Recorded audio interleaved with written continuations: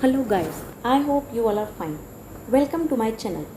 Last lecture में हमने substituted agent और सब एजेंट के बारे में कवर किया था।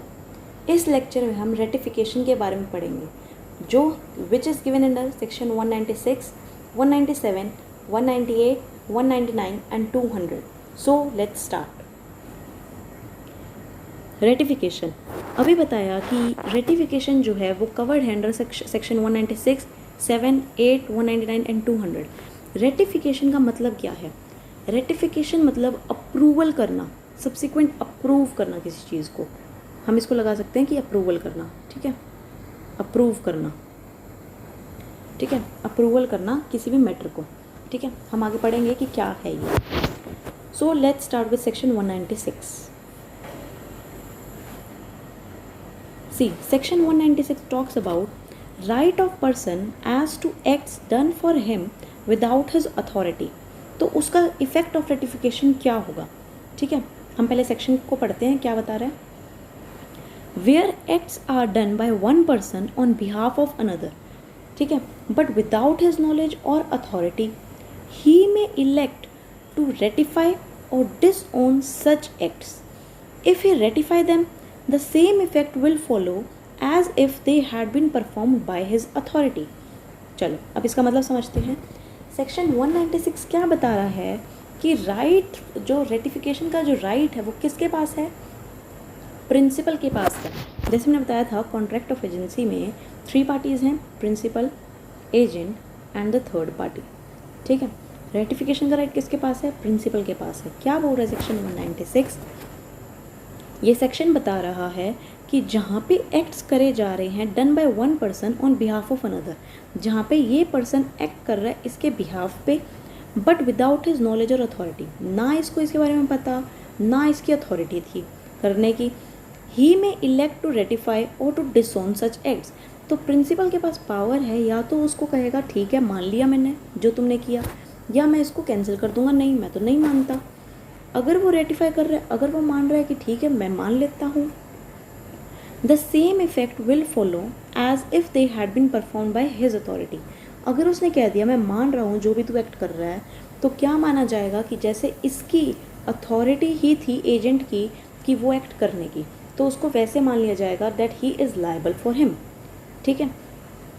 आगे चलते हैं, क्या बोल रहा है। दिस सेक्शन सेज जब पर्सन एक्ट करता है on behalf of the another, दूसरे के बिहाफ पे एक्ट करता है उसकी अथॉरिटी के बिना, तो जो अदर अनदर में इधर, इट मीन्स कि प्रिंसिपल है, एजेंट है, ये बिना इसके अथॉरिटी के एक्ट कर रहा है, प्रिंसिपल के अथॉरिटी के बिना एक्ट कर रहा है, तो जो अनदर पर्सन है मतलब जो प्रिंसिपल है, या तो उस एक्ट को अप्रूव कर देगा, रेटिफाई कर देगा, वो उस एक्ट को डिसोन कर देगा कि मैं इस एक्ट को नहीं मान रहा, ठीक है। इसमें बोला गया अगर वो रेटिफाई कर रहा है उसके एक्ट को, अगर वो अप्रूव कर रहा है, then he will be liable as if such acts are performed within his authority. कहता है अगर वो अप्रूव कर रहा है इस एक्ट को, हम क्या मानेंगे कि वो एक्ट ऐसा माना जाएगा कि वो उसकी अथॉरिटी के अंदर बोला गया है। किसकी अथॉरिटी के अंदर? प्रिंसिपल की अथॉरिटी के अंदर ही उसने वो एक्ट किया है। किसने? एजेंट ने, ठीक है, इजी। फिर बोल रहा है अगर पर्सन डिसोन कर रहा है, अगर प्रिंसिपल जो है मना कर रहा है, मैं तो नहीं मान रहा इसके एक्ट को, तो एजेंट लायबल होएगा अपने आप ही, जो भी उसने एक्ट किया है थर्ड पार्टी के साथ, तो वो खुद लायबल होगा, ना कि कोई और, ठीक है। एग्जाम्पल देखते हैं। क्या बताया मैंने बोला कि अगर प्रिंसिपल कोई भी एक ऐसा, अगर एजेंट कोई भी ऐसा एक्ट कर रहा है जो प्रिंसिपल को पता ही नहीं, उसकी नॉलेज ही नहीं है, किसके साथ कर रहा है? थर्ड पार्टी के साथ कर रहा है, ठीक है। जैसे इसने इसको बोल दिया कि मैं तेरे को प्रॉपर्टी बेच रहा हूँ, ठीक है, प्रिंसिपल को पता ही नहीं कौन सी प्रॉपर्टी है, और अगर कल को इसको कोई नुकसान हो जाता है तो third party can not blame principal, because agent खुद रिस्पॉन्सिबल है इस चीज़ के लिए, ठीक है। बट अगर प्रिंसिपल कहता है, एजेंट ने बोला कि ऐसी ऐसी बात है, या तो तुम रेटिफाई करो उस एक्ट को, या तुम डिसोन करो, बट अगर प्रिंसिपल रेटिफाई कर देता है तो वो लायबल होगा इस चीज़ के लिए। तो क्या मान लिया जाएगा कि जैसे एजेंट नॉर्मल कंडीशंस में काम किया करता है इसके अंडर, वैसे ही मान लिया जाएगा। बट अगर प्रिंसिपल ने डिसओन कर दिया उस एक्ट को, तो जो भी इसको लॉस होएगा for that agent will be liable and not the principal, ठीक है। ये इजी एग्जांपल है जो इसमें समझाया गया, ठीक है।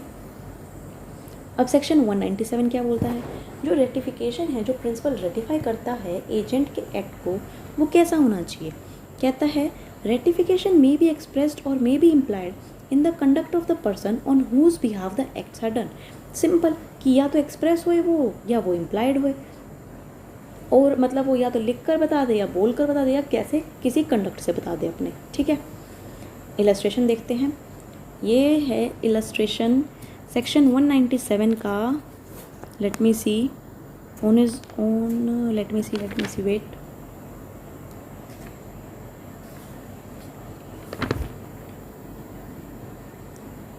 ये है B is conduct implies ratification. ये है इलस्ट्रेशन ए सेक्शन 197 का according to your bare acts. ठीक है, क्या बोलता है, एग्जाम्पल पढ़ते हैं।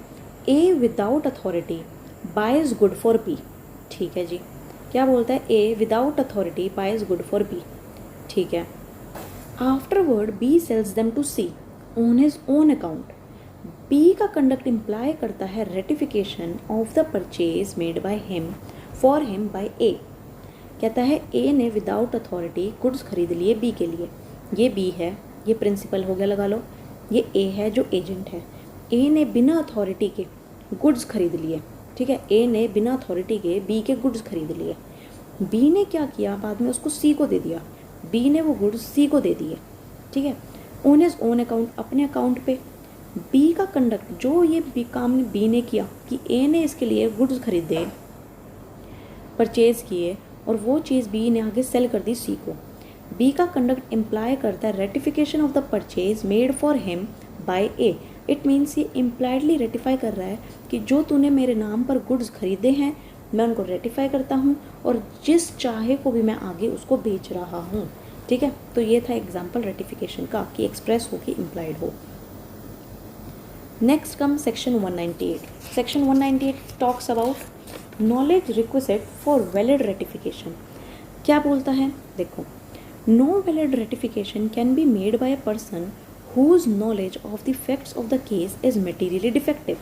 मतलब कोई भी हम उसको वैलिड रेटिफिकेशन नहीं मानेंगे। ठीक है, इसका मतलब कि no valid ratification can be made by a person जिसको फैक्ट्स की जो नॉलेज थी वो मटेरियली डिफेक्टिव थी। ठीक है, उसको हम वैलिड रेटिफिकेशन नहीं मानेंगे। एग्जाम्पल के थ्रू समझते हैं। कहता है कोई वैलिड रेटिफिकेशन नहीं मानेंगे। ये प्रिंसिपल है, ये एजेंट है। ठीक है, इसने कोई एक्ट कर दिया थर्ड पार्टी के साथ। ठीक है, थर्ड पार्टी के साथ, इसकी अथॉरिटी में नहीं था, विदाउट हिज नॉलेज किया। बाद में एजेंट आके प्रिंसिपल को क्या बोलता है कि मैंने ऐसे ऐसे एक्ट कर दिया। ठीक है, अब आप इसको रेटिफाई कर दो, या तो रेटिफाई कर दो या इसको डिसोन कर दो, इट्स अपॉन यू। बट जो एजेंट ने प्रिंसिपल को आकर फैक्ट्स बताए, जो प्रिंसिपल ने आकर वो उसको फैक्ट्स बताए, वो मटेरियली डिफेक्टिव निकले, मतलब झूठ बोल के। ठीक है, वो फैक्ट्स डिफेक्टिव थे। तो अगर ये रेटिफिकेशन दे भी देता है, वो रेटिफिकेशन वैलिड नहीं माना जाएगा। क्योंकि क्या रीज़न है, सेक्शन 198 के अकॉर्डिंग ये बताया गया कि जो एजेंट प्रिंसिपल को फैक्ट्स बता रहा है अबाउट द केस या अबाउट द कॉन्ट्रैक्ट, जो भी है, वो फैक्ट्स डिफेक्टिव थे। दैट्स वाई अगर ये रेटिफिकेशन भी कर देता है, it will not be deemed as valid. ठीक है, ये हो गया। फिर यहाँ क्या लिखा है, दिस सेक्शन मीन्स कि principal should have the knowledge होनी चाहिए सारे मटेरियल फैक्ट्स की which he have to ratify. जो जो उसको रेटिफाई करने हैं उसके बारे में सारी नॉलेज किसको होनी चाहिए, प्रिंसिपल को, वो भी नॉलेज प्रॉपर होनी चाहिए।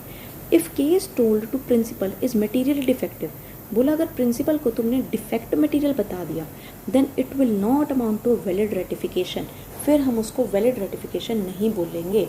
ठीक है, क्योंकि एजेंट ने जो उसको मटेरियल बताया था, जो फैक्ट्स बताए थे, वो डिफेक्टिव थे, दैट्स वाई।